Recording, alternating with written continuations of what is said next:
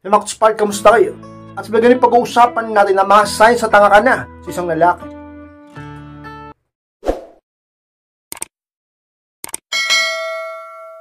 At kung handa, nakinglag sana po tayo. At muli, be inspired!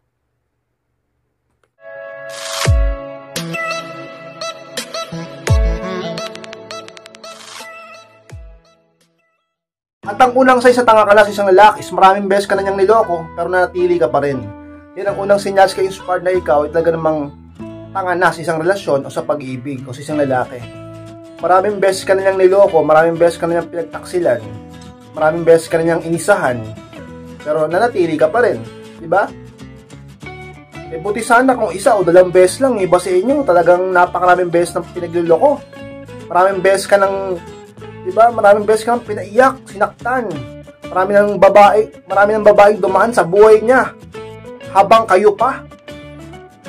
Maraming beses ka nang pinagmukhang tanga, winilang hiya. At ginawang bobot tanga, talaga naman ka-inspired. Hanggang kailan ka magiging ganyan? Pagputi ng uwak? Hanggang kailan ka magtitiis? Pag naglagas-lagas na yung buhok mo? Hanggang kailan ka manatili sa ganyang lalaki, sa ganyang relasyon? Kapag ka may ginawa na rin siyang hindi maganda sa katawan mo? Hanggang kailan ka inspired? Isa yun sa mga signs sa tanga ka na sa isang relasyon o sa isang lalaki. Maraming beses ka na niyang niloko. Maraming beses siyang nag-cheat sa'yo. Maraming beses mo siyang nahuli. Pero maraming beses mo rin siyang pinatawad at tinanggap. Baka sabihin ng iba, ka-inspired. Ganyan ang tunay na pag-ibig. Talaga namang ka-inspired. Mali yan. Hindi yan ang tunay na pag-ibig. Katangahan yan. At isang kabaliwan. Alam nyo, ang tunay na pag-ibig ay hindi isang katangahan. Dapat manatili ka pa rin nagmamahal pa rin sa sarili mo kahit nagmamahal ka ng ibang tao sa paligid mo o sa buhay mo, ka-inspired. Isa yan sa talaga namang pagkakamali ng karamihan tao sa mundo. Alam nyo mga ka-inspired, oo, sa umpisa masakit lumayo. Sa umpisa masakit hindi magparamdam. Masakit makipaghiwalay. Pero sa umpisa lang yun. Walang permanente sa mundo, lilipas din yan. Eh anong gusto mo? Panghabang buhay kang nandyan, sa katangahan mo na yan, ka-inspired. Isa yan sa mga signs na talaga namang dapat matauhan ka na. At dapat kumawala ka na, malay mo. Sa pakikipaghiwalay mo, sa paglayo mo, sa pag hindi mo pagpaparamdam, dahil maraming beses ka na niyang niloloko, maraming beses na siya ng babae, sa paglayo mo, ay doon niya makita ang tunay mong halaga. Baka doon siya magsisi, baka doon niya ma-realize lahat at magbago siya. Pero hanggat andyan ka pa rin, nakikita niyang marupok ka, nakikita niyang martir ka, nakikita niyang mahina ka, at nakikita niyang tanga ka, talaga naman ka-inspire. Hindi niya makikita ang tunay mong value o halaga sa buhay niya, sa inyong relasyon, ang pagkababae mo, ka-inspire. Isa yun sa mga dapat mong isip-isipin. At isa yun sa mga sinyals na ikaw ay talagang nabubuang na, natatangan at nagiging bobo na sa pag-ibig sa lalaking yan, ka-inspire. Pangalawang sinyals ka-inspire na tanga ka na sa lalakis, panahingi ng pera sa'yo, bigay ka naman ng bigay. Pangalawa ka-inspire. Alam nyo mga ka-inspire, isa pa yan eh. Sipin mo, lalaki niyang tao, sa'yo pa siya hingi ng pera, ikaw tong babae. Eh sabihin natin na sabihin natin na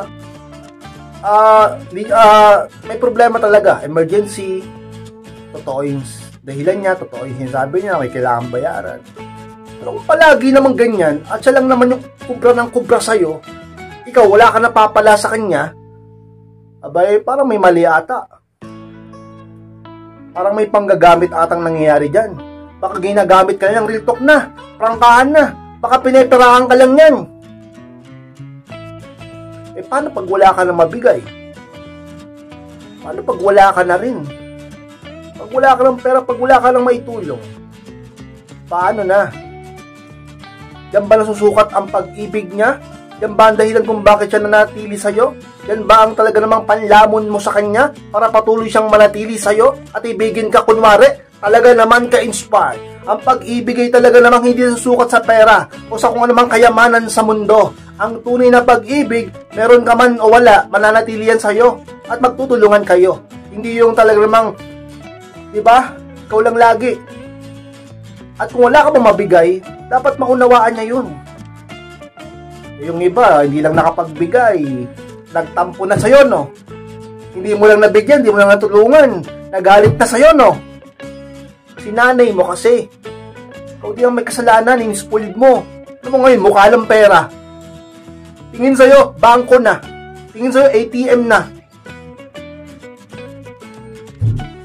Tapos kunwari, hihiram. Kunwari, utang. Pero totoo, hingi. Wala lang balikan. Ikaw naman to si Tanga. Inspired, mahal ko eh. Inspired, diba boy? Ano eh, partner ko yan eh. Mahal ko yan eh. Oo nga, mahal ka nga. Pero ikaw, ano kaya yung minamahal niya sa'yo? Ikaw pa ba? O yung kung ano lang meron ka? Sa mga signs ka-inspired na ikaw ay talaga namang hindi na nakakapag-isip ng tama pagdating sa inyong dalawa. Sa mga signs na ikaw ay talaga nagiging marupok at martir na. Bagay na totoo, talaga namang isa yun sa mga signs na tanga ka na sa lalaki at sa pag-ibig mo sa kanya. Hingi ng pera sa'yo, bigay ka naman ng bigay, ka-inspired.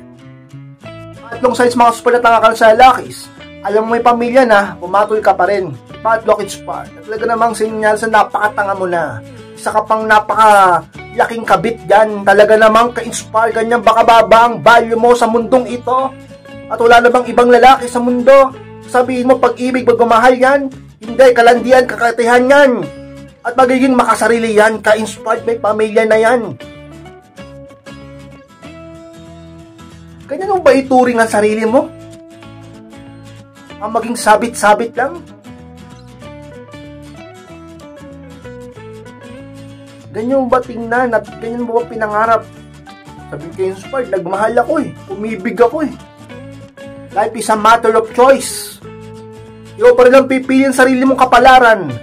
Ang ating kapalaran ay nakasalalay sa bawat desisyon na ating gagawin. Kaya kung anong ginagawa mo ngayon, ka-inspired na yan, magre-resulta yan sa kapalaran mo sa hinaharap. At kung sino ka ngayon dahil din yan sa mga desisyon mo sa nakaraan. Kaya may pag-asa pa, ka-inspired. Kung may pamilya na yan, kung mawala ka na dyan. Kung kasal na yan, may mga anak na yan, pamilyado ng tao yan, ka-inspired, huwag nang patulan yan. Huwag ka na magbala sa mga bola niyan.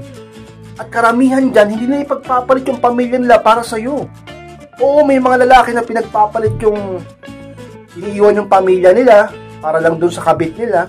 Iniiwan yung pamilya nila para dun sa bagong babae nila. Pero maniwala ka, karamihan pa rin, base na rin sa pag-aaral, mas pinipili ng lalaki yung pamilya niya. Kaya no, magre-risk ka. Ganyan mo ba ilalagay ang sarili mo sa ganyang sitwasyon na hindi ka sigurado? Ayaw mo ba sa sigurado ka, yung mahal ka talaga at ikaw lang? At walang sabit? Talaga namang ka-inspired. Ikaw ang magdidesisyon sa buhay mo.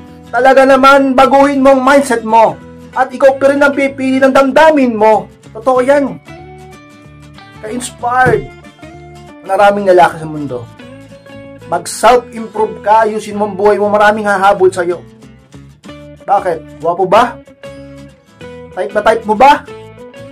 Kahit pamilyado na? Malaki ba ang sweldo? Malaki ba ang muscle na hindi mo maiwan-iwan? Magaling ba? Dumiskarte sa buhay? Mahusay bang kumayod? Talaga namang ka-inspired, pamilyado na yan, ano man lahilan mo kung mawala ka dyan. Sa mga signs na tanga ka na sa pag-ibig at sa lalaki.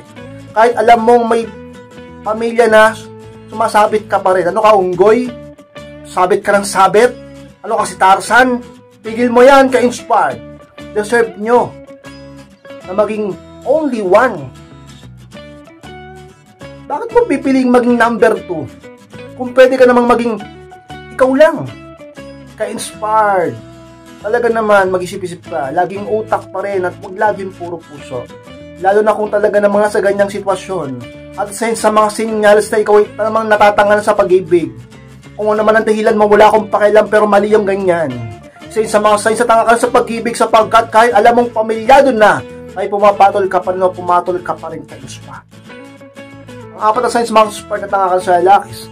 Bihira na nga magparamdam, andyan ka pa rin. Yung pang-apat ka-inspired. Alam nyo mga inspired, may mga ganyan eh. At napakaraming ganyan, ano yun ka-inspired. Hindi na nga masyado nagpaparamdam yung lalaki. Yung partner ng lalaki. Andyan pa rin sila. Hintay ng hintay. Alam mo, kung mahal ka niyan, gagawa at gagawa ng paraan yan para kausapin ka. Para puntahan ka, para makita ka, para makasama ka, para makita ka. Talaga naman ka-inspired, gagawa ng paraan yan para magkaroon kayo ng komunikasyon. At laging magpaparamdam sa'yo. Sapagkat gano'n ang pag-ibig. Hahamakin ng lahat at ikikilos ng katawan niya para sa taong mahal niya. Ito lang ay makita o makausap man lang niya kahit konti. Pero ikaw, bihira na lang magparamdam sa'yo. Mababa ng attraction, mababa ng interest, mababa ng volume sa kanya, mababa ng attachment, mababa ng pag-ibig niya sa'yo. Bagay na totoo sapagkat ka-inspired na gagawa niya yun sa'yo. Bihira yan siya magparamdam. Kung mahal ka niyan, kung mataas pang attraction, interest, ang value mo, halaga mo sa kanya, maniwala ka sa akin o hindi, laging magpaparamdam yan sa'yo. Lagi kanyang kakamustahin sapagkat may care siya sa'yo. Sapagkat may value, may halaga ka sa puso at buhay niya. Pero kung ganyan, ka-inspired masasabi ba natin napakalago mo pa sa kanya at mahal ka pa talaga niya? Kahit naman ikaw eh. Makadumi yung kuko malinis naman. Kahit naman ikaw eh. Pag hindi mo na mahal yung lalaki, pag hindi na mahalaga yung lalaki sa'yo, parang wala ka na rin gana.